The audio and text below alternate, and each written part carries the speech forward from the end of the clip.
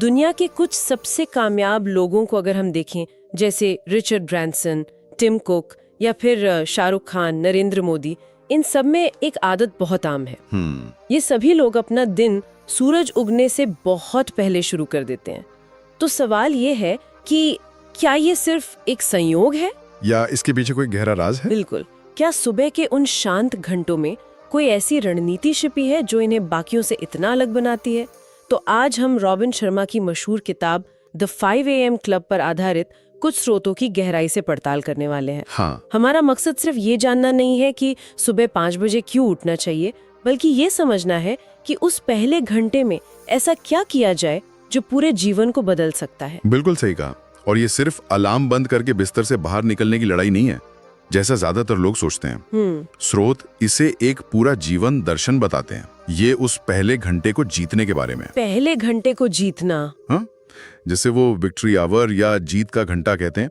ये वो समय है जब आपका दिमाग अपनी सबसे बेहतरीन क्षमता पर होता है, इच्छा शक्ति सबसे मजबूत होती है और सबसे जरूरी, दुनिया का शोर आप तक नहीं पहुंचता। सही। तो मूल मंत्र बहुत सीधा है, own your morning, elevate your life. मतलब अपनी सुबह पर काबू पाओ और अपने जीवन को एक नए स्तर पर ले जाओ। विक्ट्री आवर, ये नाम ही अपने आप में बहुत शक्तिशाली लगता है ना? मेरे दिमाग में तो यही आता है कि दिन शुरू होने से पहले ही आप उस पर एक तरह से जीत हासिल कर लें। तो स्रोतों में इस 1 घंटे को इस्तेमाल करने का क्या तरीका बताया गया है? मैंने सुना है इसका कोई खास फॉर्मूला है। हाँ, और यही इस पूरे सिस्टम का कह सकते हैं कि दिल है। इसे 20-20-20 फॉर्मूला कहा गया है। 20-20-20। हाँ, आइडिया बड़ा आसान है। उस 1 घंटे को 20-20 मिनट के 3 हिस्सों में बांट दिया गया है। हर हिस्सा एक खास मकसद पूरा करता है। एक आपके शरीर के लिए, दूसरा आपके मन के लिए और तीसरा आपकी सोच के विकास के लिए। अच्छा। ताकि दिन शुरू होने से पहले आप हर तरह से तैयार हों। ठीक है, तो इस जीत के घंटे की शुरुआत होती कैसे है? पहला 20 मिनट का हिस्सा किस बारे में है? पहला हिस्सा है मूव, यानी हिलना डुलना, कसरत करना। और स्रोत इस पर बहुत जोर देते हैं कि ये कोई हल्की फुल्की स्ट्रेचिंग नहीं है। अच्छा। ये ऐसी इंटेंस एक्सरसाइज होनी चाहिए जिससे आपको पसीना आए। पसीना आना जरूरी है? बहुत जरूरी है। इसके पीछे का विज्ञान बड़ा दिलचस्प है। ऐसा करने से शरीर में कॉर्टिसोल, जिसे हम तनाव का हार्मोन कहते हैं, उसका स्तर तुरंत नीचे जाता है। अच्छा, यानी दिन की शुरुआती तनाव को कम करके होती है। बिल्कुल। और साथ ही डोपामाइन और सेरोटोनिन जैसे फील गुड हार्मोन्स रिलीज होते हैं जो आपको ऊर्जा और खुशी का एहसास देते हैं। पर यहाँ एक और कमाल की बात होती है। एक्सरसाइज से हमारे दिमाग में BDNF नाम का एक प्रोटीन रिलीज होता है। BDNF? हाँ, इसे आप दिमाग का मिरेकल ग्रो या खाद समझ सकती हैं। यह दिमाग की कोशिकाओं को मजबूत करता है और नए कनेक्शंस बनाने में मदद करता है। अरे वाह! तो सुबह की कसरत आपको दिमागी तौर पर भी ज्यादा तेज और फोकस्ड बनाती है। 1 मिनट, पहले 20 मिनट में पसीना बहाने वाली इंटेंस एक्सरसाइज और उसके तुरंत बाद बैठकर चिंतन करना, ये तो एकदम उल्टा लगता है। क्या शरीर उस वक्त इतना शांत हो पाता है कि कोई सच में चिंतन कर सके? यही तो इस फॉर्मूले की खूबसूरती है। और आपका सवाल बिल्कुल जायज है। लेकिन आप सोचिए, इंटेंस एक्सरसाइज के बाद शरीर थक कर एक शांत अवस्था में आ जाता है। हाँ, ये तो है। और दिमाग सतर्क हो जाता है। पसीने के जरिए तनाव बाहर निकल चुका है। अब आप शांति और स्पष्टता की एक बेहतरीन स्थिति में होते हैं। समझिए। इसीलिए अगला 20 मिनट का हिस्सा है रिफ्लेक्ट, यानी चिंतन। तो इस रिफ्लेक्ट वाले हिस्से में करना क्या होता है? स्रोत इसके लिए कई विकल्प देते हैं। आप डायरी लिख सकते हैं, जिसे जर्नलिंग कहते हैं। अपने विचारों, अपनी भावनाओं, अपने लक्ष्यों के बारे में लिख सकते हैं। आप ध्यान या प्रार्थना कर सकते हैं, या फिर आप बस शांति से बैठकर अपने आने वाले दिन की योजना बना सकते हैं। ओके। इसका असली मकसद बाहरी दुनिया से कटकर अपने अंदर की दुनिया से जुड़ना है। इससे विचारों में जबरदस्त स्पष्टता आती है। ठीक है, तो पहले 40 मिनट में शरीर को जगाया और फिर मन को शांत किया। ये एक तरह का रीसेट है। बिल्कुल। तो मुझे लगता है कि इस शांत और फोकस्ड अवस्था का इस्तेमाल अब कुछ सीखने के लिए किया जाएगा। क्या यही ग्रो का मकसद है? आपने बिल्कुल सही पकड़ा। आखिरी 20 मिनट है ग्रो, यानी खुद को बेहतर बनाने और सीखने के लिए। इस समय का इस्तेमाल किताबें पढ़ने, कोई ऑडियो बुक सुनने या जानकारी देने वाले पॉडकास्ट सुनने के लिए किया जा सकता है। अच्छा। विचार ये है कि आप अपने दिन की शुरुआत फोन पर सोशल मीडिया की बेकार की चीजों या नकारात्मक खबरों से नहीं, सही बात है, बल्कि ज्ञान और विकास से करें। आप उस चीज पर ध्यान देते हैं जो आपको जिंदगी में आगे बढ़ने में मदद करेगी। यहाँ ये बात और भी दिलचस्प हो जाती है। तो पहले हमने क्या करना है ये समझा, यानी 20-20-20 फॉर्मूला। अब हम क्यों ये काम करता है उसकी गहराई में जा रहे हैं। स्रोत बताते हैं कि ये सिर्फ एक सुबह की दिनचर्या नहीं है, बल्कि ये 4 आंतरिक साम्राज्यों के निर्माण के बारे में है। ये क्या है? ये एक बहुत ही गहरा कॉन्सेप्ट है। स्रोत बताते हैं कि दुनिया सिर्फ बाहरी सफलता के पीछे भागती है, पैसा, शोहरत, पद। सही। लेकिन सच्ची और टिकाऊ सफलता तब मिलती है जब आप अपने अंदर के 4 क्षेत्रों यानी साम्राज्यों को मजबूत करते हैं। इसमें पहला है माइंडसेट। माइंडसेट यानी आपकी मानसिकता और सोचने का तरीका। आप जो सीखते हैं, जो किताबें पढ़ते हैं, वो सब इसमें आता है। लेकिन स्रोत एक चौंकाने वाली बात कहते हैं, ये पूरी तस्वीर का सिर्फ 25% है। सिर्फ 25%? ये तो हैरान करने वाली बात है। ज्यादातर सेल्फ हेल्प की दुनिया तो सिर्फ माइंडसेट पर ही टिकी हुई है। हाँ। तो इसका मतलब है कि हम में से ज्यादातर लोग सिर्फ 25% हिस्से पर ही काम कर रहे हैं और बाकी 75% को नजरअंदाज कर रहे हैं। बिल्कुल, यही इस किताब का सबसे बड़ा संदेश है। बाकी 75% में 3 और साम्राज्य हैं। दूसरा है हार्ट सेट, जो हमारे भावनात्मक जीवन से जुड़ा है। आपकी भावनात्मक सेहत कैसी है? क्या आप पुरानी बातों को पकड़कर बैठे रहते हैं या माफ करके आगे बढ़ना जानते हैं? स्रोत कहते हैं कि अगर कोई अपनी भावनाओं जैसे गुस्सा या चिड़चिड़ापन को नियंत्रित नहीं कर सकता, तो वो दुनिया में कुछ भी बड़ा नियंत्रित नहीं कर सकता। सही बात है। एक मजबूत हार्ट सेट हमें मुश्किल हालात में भी शांत और स्थिर रखता है। ये तो बहुत गहरी बात है। दिमाग कितना भी तेज हो, लेकिन अगर दिल में कड़वाहट हो तो उस सफलता का कोई मतलब नहीं। तीसरा साम्राज्य क्या है?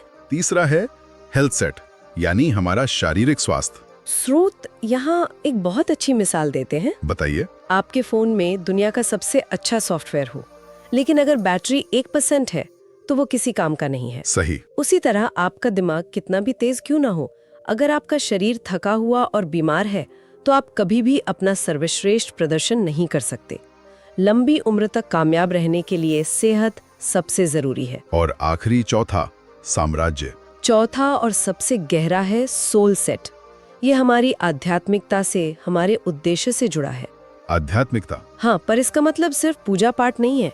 इसका मतलब है खुद से जुड़ना, ये समझना कि आप इस दुनिया में क्यों हैं, आपका असली मकसद क्या है। ध्यान, प्रकृति में समय बिताना या बस मौन में बैठना, ये सब सोल सेट को मजबूत करते हैं। और जब ये चारों साम्राज्य mindset, heart set, health set और सोल सेट एक साथ मजबूत होते हैं, तभी इंसान अपनी असाधारण क्षमता तक पहुंच पाता है। अच्छा, तो टॉप पर बने रहने के लिए भी कुछ रणनीतियां बताई गई हैं। एक दिलचस्प आइडिया है परफॉर्मेंस के दोहरे चक्र का, जिसे स्रोत twin cycles of elite performance कहते हैं। इसका क्या मतलब है? ये एक बहुत जरूरी बात है जिसे अक्सर लोग गलत समझते हैं। हमें लगता है कि दुनिया के टॉप परफॉर्मर्स 24/7 काम करते हैं। हाँ, यही इमेज है। लेकिन स्रोत बताते हैं कि ये सच नहीं है। उनकी परफॉर्मेंस का राज काम और आराम के संतुलन में छिपा है। इसके 2 चक्र होते हैं। पहला है हाई एक्सीलेंस साइकिल। ओके। ये वो समय है जब आप पूरी ऊर्जा और गहरे फोकस के साथ काम करते हैं, अपना 100% देते हैं। और दूसरा चक्र जो शायद हम सब नजरअंदाज कर देते हैं। बिल्कुल। दूसरा है डीप रिकवरी साइकिल, यानी गहरी रिकवरी का दौर। ये आराम का समय है। ज्यादातर लोग इसी को नजरअंदाज करने के कारण बर्नआउट का शिकार हो जाते हैं। उन्हें लगता है कि आराम करना मतलब समय बर्बाद करना है। सही बात है, एक गिल्ट सा महसूस होता है। हाँ, लेकिन स्रोत कहते हैं कि रिकवरी परफॉर्मेंस का ही एक हिस्सा है। यही वो समय है जब आपका शरीर और दिमाग खुद को रिचार्ज करते हैं ताकि आप अगले हाई एक्सीलेंस साइकिल के लिए तैयार हो सकें। अच्छी और गहरी नींद इसी का सबसे जरूरी हिस्सा है। आराम करना कोई विलासिता नहीं, ये एक रणनीति है।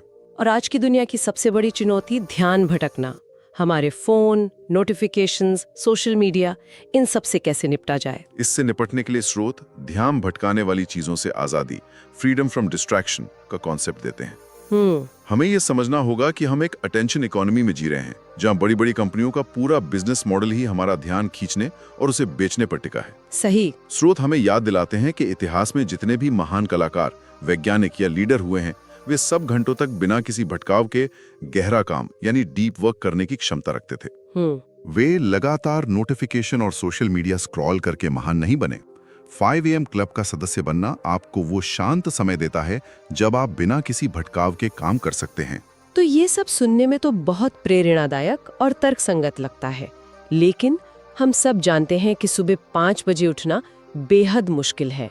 तो खासकर शुरुआत में 99% लोग शायद पहले हफ्ते में ही हार मान लेंगे। क्या स्रोत इसे एक आदत बनाने का कोई व्यवहारिक तरीका बताते हैं? हाँ, और ये सबसे जरूरी हिस्सा है, क्योंकि बिना इसके सारी जानकारी मतलब बेकार है। इसके लिए एक हैबिट इंस्टॉलेशन प्रोटोकॉल यानी आदत डालने की प्रक्रिया दी गई है। अच्छा। शोध के अनुसार किसी भी नई आदत को इतना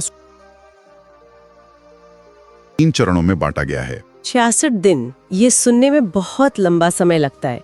और पहला चरण डिस्ट्रक्शन कहलाता है, जो थोड़ा डरावना भी है। ऐसा लगता है कि स्रोत इस बात को मानते हैं कि ये प्रक्रिया आसान नहीं होने वाली। बिल्कुल। पहला चरण दिन 1 से 22 डिस्ट्रक्शन यानी विनाश का है। ये सबसे मुश्किल दौर है। यहाँ आपके लिए पुरानी आदतें, देर से सोने और उठने का पैटर्न टूटता है। आपका शरीर और दिमाग दोनों विद्रोह करते हैं। हर सुबह बिस्तर छोड़ना एक जंग जैसा लगता है।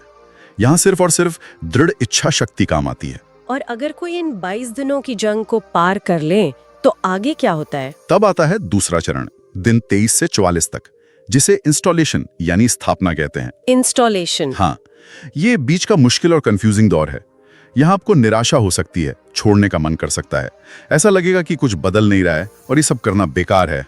ये वो दौर है जहाँ दिमाग में नए न्यूरल पाथवेज बन रहे होते हैं।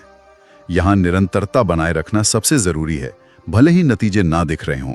और आखिर में जब आदत लगभग बन चुकी होती है, वो है तीसरा चरण दिन 45 से 66 तक, जिसे इंटीग्रेशन कहते हैं। इंटीग्रेशन। इस चरण में नई आदत आपकी न्यूरोलॉजी का हिस्सा बन जाती है।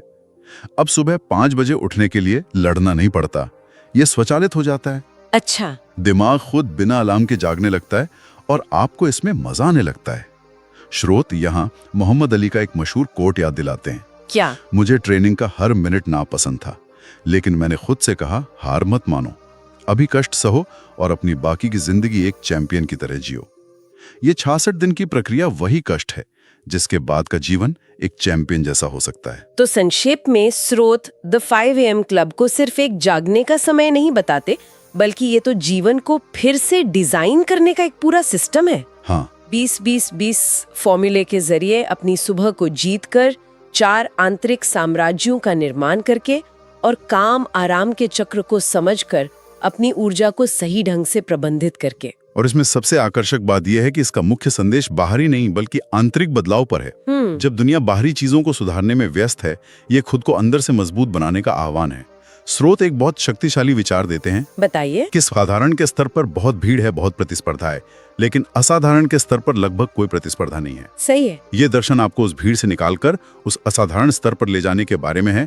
असली लक्ष्य अपनी कहानी का हीरो बनना है। यह हमें एक अंतिम विचार के साथ छोड़ जाता है। स्रोत ध्यान भटकाने वाली अटेंशन इकोनॉमी से बचने के लिए टोटल फोकस का एक बुलबुला बनाने पर जोर देते हैं। तो ऐसी दुनिया में जो हमें लगातार जोड़े रखने और भटकाने के लिए ही डिजाइन की गई है, कोई व्यक्ति अपने माहौल में ऐसा कौन सा एक छोटा ठोस बदलाव ला सकता है, न सिर्फ सुबह बल्कि पूरे दिन, जिससे वो सिर्फ 30 मिनट का गहरा बिना बाधा वाला फोकस वापस पा सके?